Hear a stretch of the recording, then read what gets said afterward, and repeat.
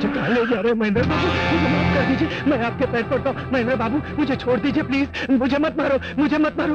मैं आपके पैर पड़ता हूँ। मैंने आपका राज पुलिस स्टेशन में भी किसी को नहीं बताया, फिर और किसी के सामने क्यों उगलूंगा? तुमने अपने जीजा के साथ गद्दारी करके उसे मरवा दिया, उसकी लाश से कागजात छीन कर चौरंगी लाल के हाथों भेज दिए। कल तुम हमारे साथ गद्दारी नहीं करोगे, इसकी क्या गारंटी है?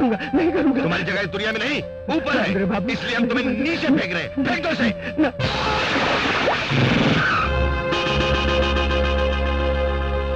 दीदी, किसने मेरी बहन का यह हाल बना दिया? अरे विक्रम,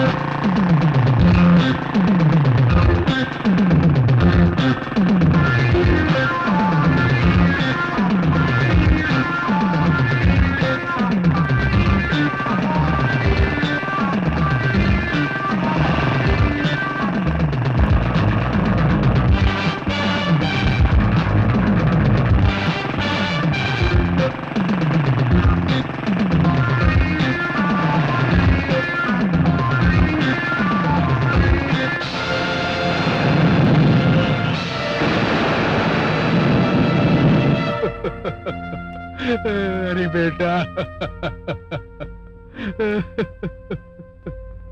चौरंगी लाल जी।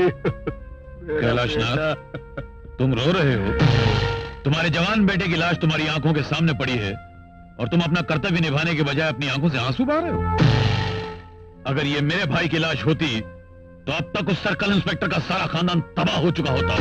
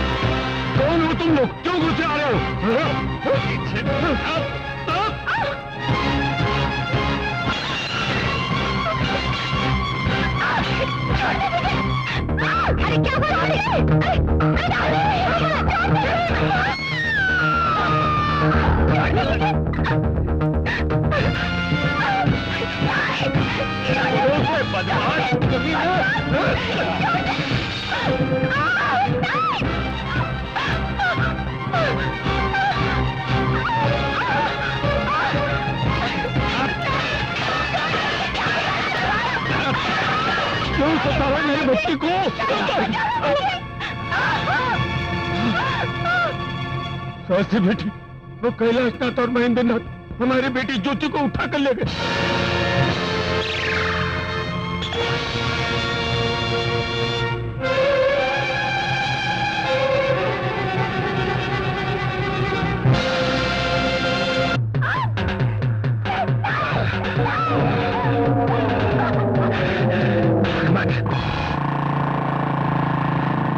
चौरंगी लाल तो मुखिया जी, आप भी तो किसी जमाने में गुंडे और बदमाश रह चुके, तो फिर आप भी। अब मैंने चोला बदल लिया है। अब मैं माचिस की तीली की तरह हूँ।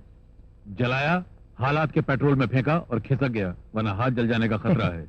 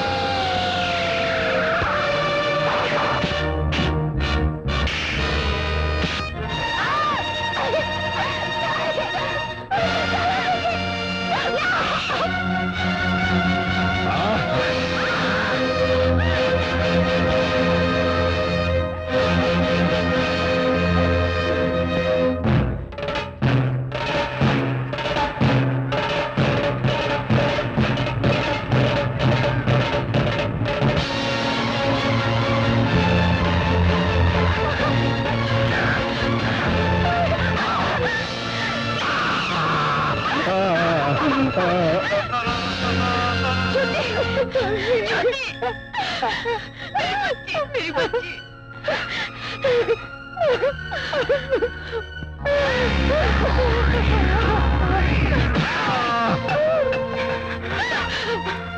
छोटा बेटी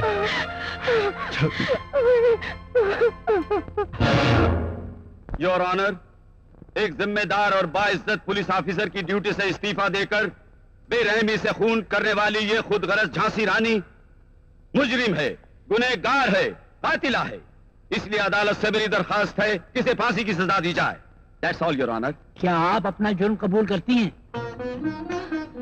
भगवान को साक्षी मानकर, इंसाफ की देवी को साक्षी मानकर मैं कसम खाकर कहती हूँ कि महेंद्रनाथ का खून चाकू से मैंने ही किया है। लेकिन अगर कानून की जबान में मुझे खूनी कहा जाता है तो वो जिन्होंने एक पुलिस ऑफिसर को खूनी बना दिया वो खूनी से भी ज्यादा गुनहगार है, कातिल से बड़े मुजरिम है। अगर आपके पास मेरे लिए फांसी की सजा है तो बेगुनाह इंसानों को मौत की नींद सुलाने वाले गुंडागर्दी, दहशत और आतंक के जरिए बेगुनाहों का खून बहाने वाले खतरनाक मुजरिमों के लिए आपके पास कौन सी सजा है? पानी की तरह बहते हुए मजदूरों की पसीने से सीमेंट भिगोकर अपने लिए कंक्रीट की ऊंची ऊंची इमारतें बनाने वाले, भूख से तड़पा तड़पा कर उन्हें खत्म करने वाले इस कैलाशनाथ को आप क्या सजा देंगे?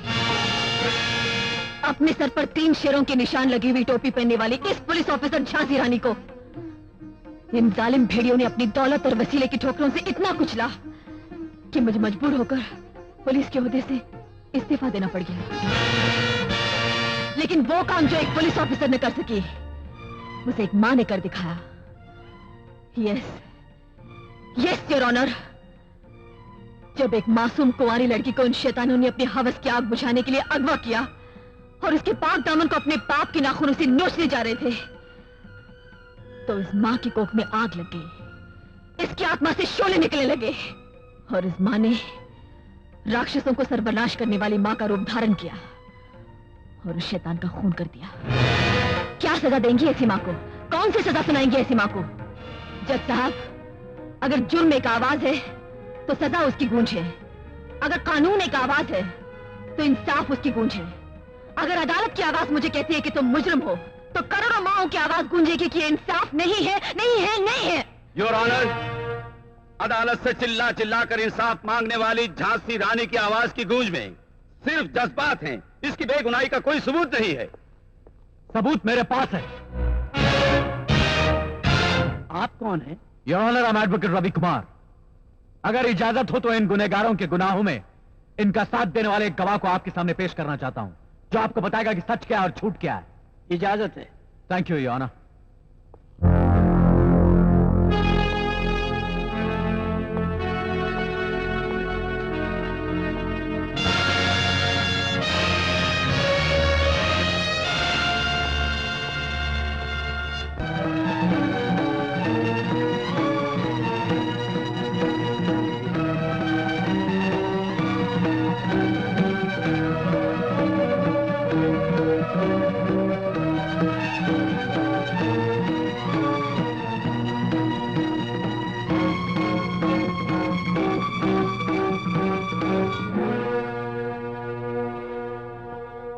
कैलाशनाथ, चौरंगीलाल दो मुखिया और विक्रम जैसे देशद्रोहियों को अगर कानून छोड़ देता है तो समाज तबाह और बर्बाद होकर रह जाएगा। इसलिए आईपीसी की दफा 326 के तहत अदालत इन 3 मुजरमों को उम्र कैद की सजा सुनाती है और सन्यासी राजा को 3 साल कैद बामुशक्कत की सजा सुनाई जाती है।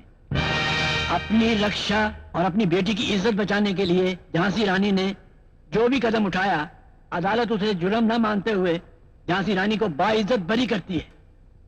पुलिस डिपार्टमेंट को ऐसे ईमानदार और बहादुर पुलिस ऑफिसर की सख्त जरूरत है। इसलिए अदालत पुलिस डिपार्टमेंट को इनका ओहदा बरकरार किए जाने के लिए पुरजोर सिफारिश करती है।